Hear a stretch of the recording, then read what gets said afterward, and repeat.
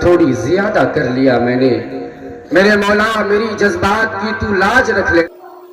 السلام علیکم ورحمۃ اللہ وبرکاتہ۔ دوستو، امید ہے کہ آپ سب بخیر ہوں گے۔ چلیے آج کا ویڈیو شروع کرنے سے پہلے آپ سے چھوٹی سی درخواست ہے کہ آپ چینل کو ضرور سبسکرائب کریں، لائک اور شیئر کریں۔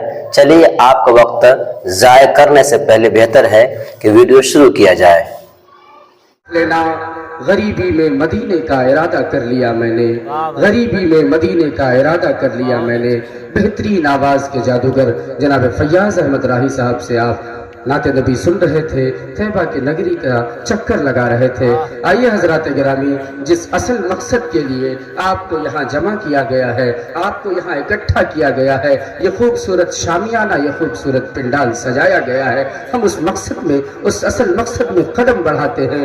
آپ ریسکیو کریں، اٹھائیں، تاریخ دیکھیں، سچر کمیٹی کی رپورٹ دیکھیں۔ آج تعلیم میں سب سے پیچھے جو طبقہ ہے، جو قوم ہے، وہ ہماری اور آپ کی قوم ہے، وہ مسلمان ہے۔ کیوں؟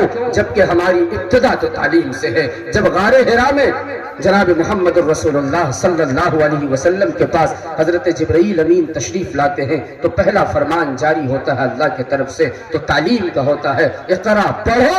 حیرت ہے کہ تعلیم ترقی میں ہے پیچھے، حیرت ہے کہ تعلیم ترقی میں ہے پیچھے، وہ اس کو حیرت ہے کہ تعلیم ترقی میں ہے پیچھے جس قوم کا آغاز اقرا سے ہوا تھا، جس قوم کا آغاز اقرا سے ہوا تھا۔ ہمارا آغاز اقرا سے ہے۔ آج تعلیم میں یہودی آگے ہے، نصرانی آگے ہے، ہندو آگے ہے، آج تعلیم میں وہ آگے ہے، لیکن ہمارا آغاز جو اقرا سے ہوا تھا، تعلیم سے ہوا تھا، ہم کتنے پیچھے ہیں۔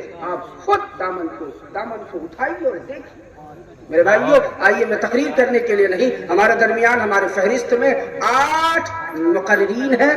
مختصر وقت کے لیے تعلیمی بیداری عنوان پر تمامی حضرات اپنا تاثرات پیش کریں گے۔ بلا کسی تمہید و تاخیر کے میں بلانا چاہوں گا خطیب ذیشان، خطیب باوقار، نوجوانوں کے دلوں کی دھڑکن جناب حضرت مولانا مفتی دانش اقبال صاحب سے ملتمس ہوں کہ آپ تشریف لائیں اور تعلیمی بیداری پر اپنا تاثر